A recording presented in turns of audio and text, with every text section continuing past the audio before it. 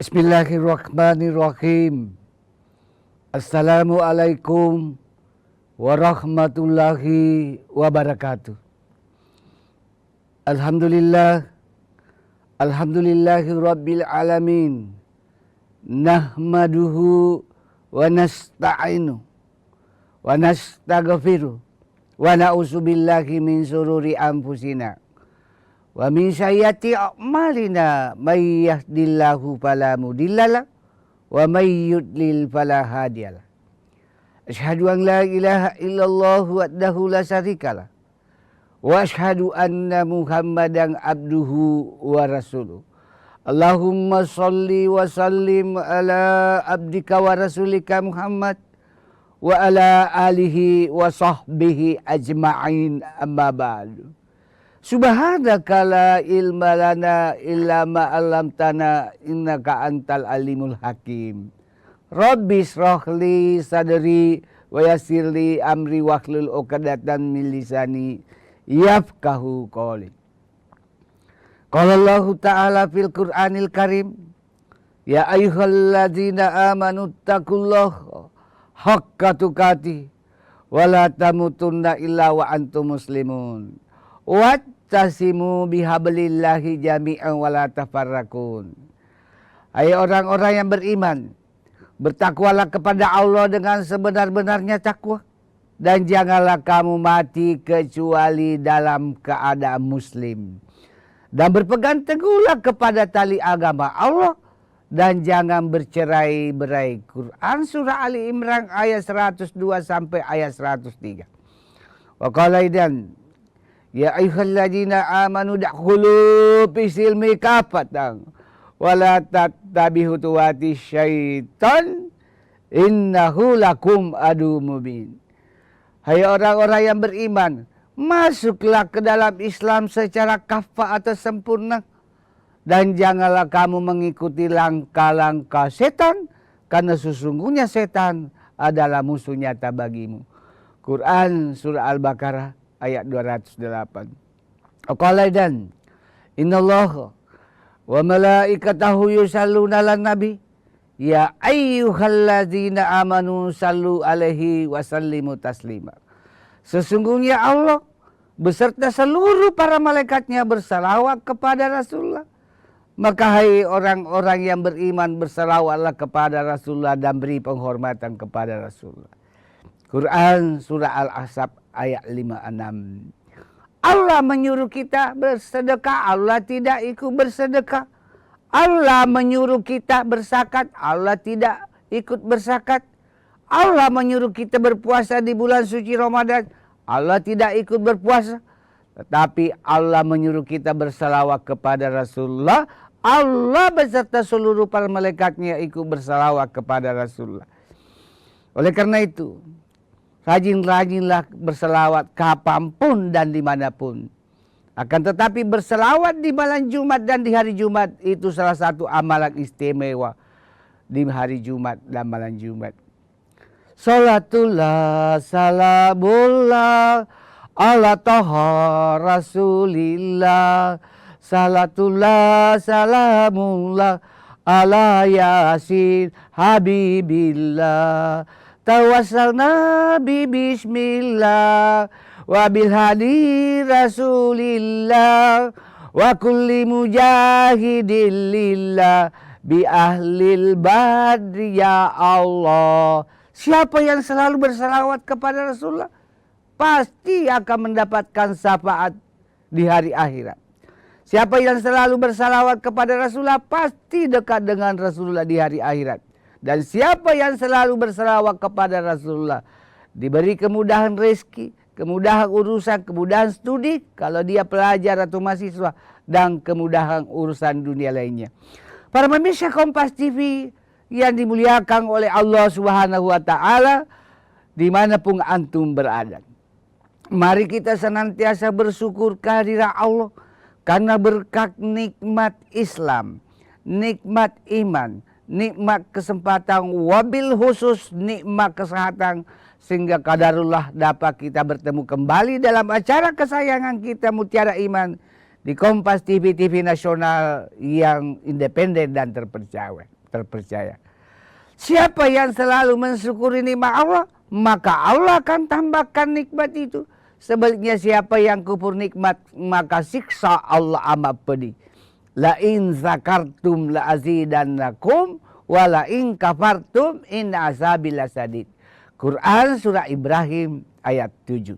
Salawat dan taslim kita kirimkan kepada Nabiullah, Nabi besar Muhammad sallallahu alaihi wasallam beserta para keluarga beliau, para sahabat dan para pengikut beliau yang senantiasa istiqomah melaksanakan berbagai syariat Islam berdasarkan Al-Quran dan As-Sunnah, hadis Rasulullah Muhammad sallallahu alaihi wasallam sebagai nabi yang penuh keteladanan, sehingga Allah abadikan di salah satu surat dan ayat di dalam Al-Quran, laqad kana lakum fi rasulillahi uswatun hasanah. Quran surah Al-Ahzab ayat 21. Para pemirsa Kompas TV yang dimuliakan oleh Allah Subhanahu wa taala dimanapun Anda berada. Pada kesempatan ini izinkan saya menyampaikan tausiah dengan judul Menggapai Surga Dunia dengan 4 perkara.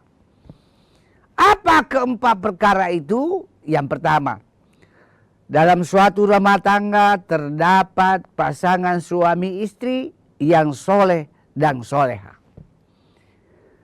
Jika dalam suatu rumah tangga sang suami sudah berkualifikasi, sudah berkeras sebagai suami yang soleh, maka rumah tangga itu menjadi rumah tangga yang aman dari konflik.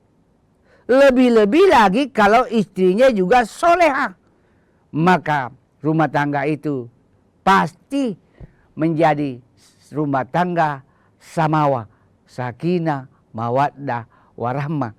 Seperti yang di rumah tangga yang dicontohkan oleh Rasulullah bersama istrinya Khadijah, bersama istrinya Aisyah, dan 9 istri Nabi atau Rasulullah Muhammad sallallahu alaihi wasallam yang lainnya. Muncul pertanyaan, bagaimana Pak Ustaz mendapatkan calon suami yang soleh?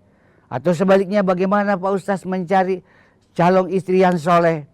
Dapat dikenali dengan membaca kurikulum vitae, CV atau riwayat hidup yang ditulis yang bersangkutan secara jujur dan secara valid, bisa mencerminkan kepribadian bahwa ini termasuk calon suami yang soleh, ini termasuk calon istri yang soleh.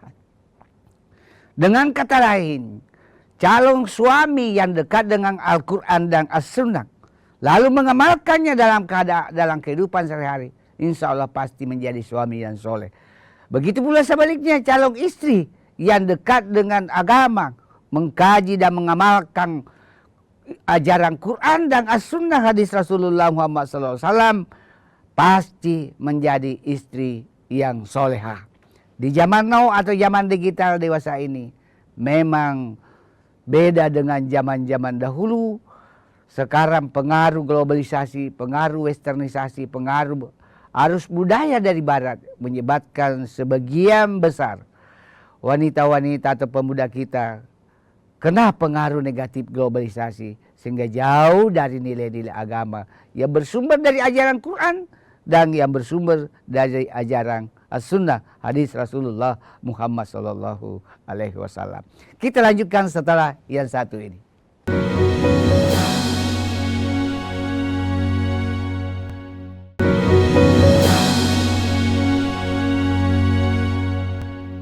Para pemirsa Kompas TV yang dimuliakan oleh Allah Subhanahu wa taala dimanapun Anda berada. Perkara yang kedua, tadi perkara yang pertama adalah dalam suatu rumah tangga terjadi pasutri, pasangan suami istri yang soleh dan soleha. Perkara yang kedua yang harus dipenuhi untuk menggapai surganya dunia, yaitu lahirnya anak yang soleh dan soleha. Anak yang soleh dan soleha itu dapat lahir dalam suatu rumah tangga dari suami atau ayah dan istri atau ibu yang soleh dan soleha. Kata orang bijak, buah jatuh tidak jauh dari pohonnya. Sekarang muncul pertanyaan, bagaimana Pak Ustaz agar bisa melahirkan anak yang soleh dan solehah dalam suatu rumah tangga? Jangan lupa banyak berdoa ketika melakukan hubungan suami istri. Banyak berdoa baik sebelum, selama, dan sesudah melakukan hubungan suami istri. Doa-doa yang bisa dibaca, yaitu boleh doa yang bersumber dari surat Al-Furqan ayat 74. Rabbana hablana min aswajina wa surriyatina qurrata a'yun waj'alna lil muttaqina imamah. Ya Allah, ya Allah, karuniailah kami istri dan anak-anak yang menyenangkan atau menyejukkan hati, dan jadikan kami pemimpin atau imam di antara orang-orang yang bertakwa. Itu yang perlu dibaca ketika sebelum, selama, dan sesudah melakukan hubungan istri. Boleh juga diperkuat dengan doa Rabbi habli minas solihin, Rabbi habli minas solihin, Rabbi habli minas solihin. Ya Allah, karuniailah kami anak yang soleh dan soleha. Ketika anak sudah lahir, baik dalam usia balita, bawah 5 tahun, usia masuk usia pendidikan anak usia dini, masuk usia sekolah dasar, SMP, SMA, tetap bisiki di telinga kanannya 3 kali, di telinga kirinya 3 kali. Itu tadi, Rabbi habli minas solihin, Rabbi habli minas solihin, Rabbi habli minas solihin. Yalah, karuniailah kami anak yang soleh dan soleha. Supaya anak, jika ada anak kita susah mendengar nasihat orang tua, selain baca tadi Rabbi habli minas solihin, perkuat lagi surah Al-Imran ayat terakhir, yaitu ayat 200. Ya ayyuhalladzina amanusbiru wasabiru warabitu wattaqullaha la'allakum tuflihun. Ya, hai orang-orang yang beriman, bersabarlah dan peliharalah kesabaranmu agar kalian menjadi orang yang beruntung. Kalau orang sabar cenderung menjadi ciri anak yang soleh dan soleha. Rasulullah setiap doanya tidak pernah meminta, ya Allah berilah anak yang bisa menjadi presiden, berilah anak yang bisa menjadi gubernur, berilah anak yang bisa menjadi legislator, berilah anak yang bisa menjadi bupati dan sebagainya. Tapi Rasulullah hanya berdoa, ya Allah karuniailah kami anak yang soleh dan anak yang soleha. Karena bagaimana bisa seseorang bupati bermanfaat kalau jauh dari nilai agama, jauh dari nilai ajaran Quran, dan jauh dari nilai-nilai as-sunnah, hadis Rasulullah Muhammad SAW. Di Indonesia ini sudah banyak orang pintar, sudah banyak orang bergelar magister, sudah banyak bergelar doktor, tetapi yang Indonesia kurang memiliki SDM, sumber daya manusia yang bermutu dari segi imtak, yaitu iman dan takwa kepada Allah Subhanahu wa taala, atau sumber daya manusia yang memiliki akhlakul karimah. Dengan kata lain, Indonesia sudah banyak memiliki orang pintar, tetapi kurang memiliki sumber daya manusia yang baik dan benar, baik dalam berperilaku, berpikir, dan bertutur kata. Para pemirsa Kompas TV yang dimuliakan oleh Allah Subhanahu wa taala, oleh karena itu negeri ini sangat merindukan sumber daya manusia yang soleh dan soleha, tetapi cerdas dalam berbagai bidang sesuai dengan keahliannya masing-masing. Perkara yang ketiga, sebagai syarat untuk menggapai surganya dunia, yaitu harta yang bermanfaat. Harta yang bermanfaat, baik untuk kepentingan agama, bangsa dan negara, seperti dan kepentingan masyarakat, lalu diwakafkan, itu salah satu syarat mencapai surganya dunia, dan insya Allah akan mencapai juga surganya akhirat. Apa yang dimaksud harta yang bermanfaat? Yaitu harta yang disumbangkan sebagian untuk kepentingan agamanya Allah, baik dalam bentuk membangun masjid, baik membangun masjid secara sendirian karena mampu secara ekonomi, maupun membangun masjid secara patungan, insya Allah menjadi harta yang bermanfaat. Selain itu, membangun panti-panti asuhan Islam, membangun puskesmas atau poliklinik Islam, membangun rumah sakit Islam, membangun perguruan tinggi Islam, itu juga termasuk harta-harta yang bermanfaat. Saya sependapat salah seorang ustaz yang selalu bertausiah pakai bahasa Bugis, bahwa naik umrah 3 bulan sekali atau 12 kali dalam setahun, atau naik umrah sering kali, itu sudah mengurangi nilai sakral amalan ibadah umrah. Dan sifatnya merupakan amalan individu.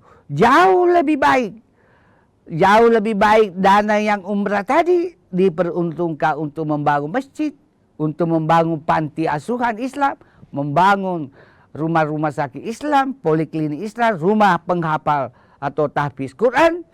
Itu mengandung amal jariah atau sedekah jariah. Bayangkan kalau kita membangun pondok pesantren penghafal Quran, karena kita memiliki kemampuan ekonomi untuk membangunnya, mewakafkan tanahnya, lalu membangun gedungnya, lalu lahir anak-anak yang penghafal Quran, lalu mengajarkan lagi kepada generasi-generasi berikutnya, amalannya mengalir terus. Beda kalau seringkali berumrah, amalannya hanya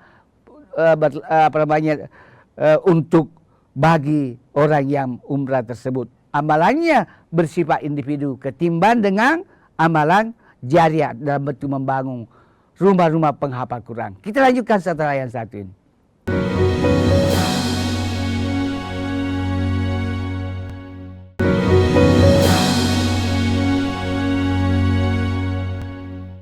Para pemirsa Kompas TV yang dimuliakan oleh Allah Subhanahu wa Ta'ala, apalagi contoh harta yang bermanfaat dalam mencapai surganya dunia, misalnya menyumbangkan mobil ambulan gratis untuk kepentingan-kepentingan sosial, bukan kepentingan politik, tapi untuk kepentingan sosial. Menginfakkan sebagian harta dalam bentuk tanah untuk lahan atau untuk jalan kereta api, yang sampai sekarang ini proyek kereta api Pare-Pare Makassar belum bisa tembus ke kota Makassar, baru sampai Baru dengan Maros. Itu juga dalam bentuk harta yang bermanfaat. Harta yang dibelanjakan untuk menyantuni anak yatim, anak piatu, anak yatim piatu, orang fakir, orang miskin, orang fakir miskin. Itu termasuk juga harta yang bermanfaat, yang sebagai faktor yang mendukung pencapaian surganya dunia. Perkara yang keempat yang mendukung pencapaian surganya dunia, yaitu teman yang soleh dan soleha. Mencari teman hendaknya adalah teman yang baik atau yang soleh dan soleha. Bagaimana cara mencari teman yang soleh dan soleha? Perlihatkan apakah teman kita ini rajin sholat berjamaah di masjid. Apakah teman kita ini rajin tahajud? Apakah teman kita ini rajin puasa Senin Kamis? Apakah teman kita ini rajin bersedekah? Apakah teman kita ini punya solidaritas sosial yang tinggi? Apakah teman kita ini punya kesolehan sosial, senang membantu orang lain, peduli dengan orang-orang yang mengalami musibah? Apalagi sekarang banyak musibah banjir, tanah longsor yang melanda negeri ini, seperti di Sukabumi, Pekalongan, dan berbagai tempat lainnya. Itu termasuk teman yang soleh. Bukankah Omai Rama selalu memperingatkan kita mencari teman memang mudah, tapi carilah teman yang setia hingga akhir. Dalam satu riwayat, salah satu golongan manusia yang dinaungi di Padang Masar ketika panas terik, sangat panas karena jarak matahari tinggal 1 mil. Kalau jarak matahari sekarang ini masih berjuta-juta kilometer, ada juga. Tapi ini bukan hadis sahih. Ada juga yang berpendapat bahwa tinggal sejengkal dari kepala kepala manusia matahari di padang mahsyar nanti, salah satu golongannya dinaungi itu yaitu orang yang salah satu golongan di padang mahsyar yaitu orang yang berteman, saling kasih mengasihi dan berpisah karena Allah. Jadi pilihlah teman yang baik, yang bisa mendukung kegiatan karir, yang bisa mendukung aktivitas kita ke arah yang kebaikan, dan bisa mendukung kita selamat dunia dan akhirat. Jadi jangan sembarang mencari teman. Kalau kita berteman dengan penjual minyak wangi, insya Allah wangi dari minyak wanginya itu imbasnya kepada kita. Kalau kita berteman pencuri, maka akan menjadi pencuri juga di kemudian hari. Kalau kita berteman ilmuwan, maka kita juga menjadi cerdas karena imbasnya ilmu itu tertular kepada kita.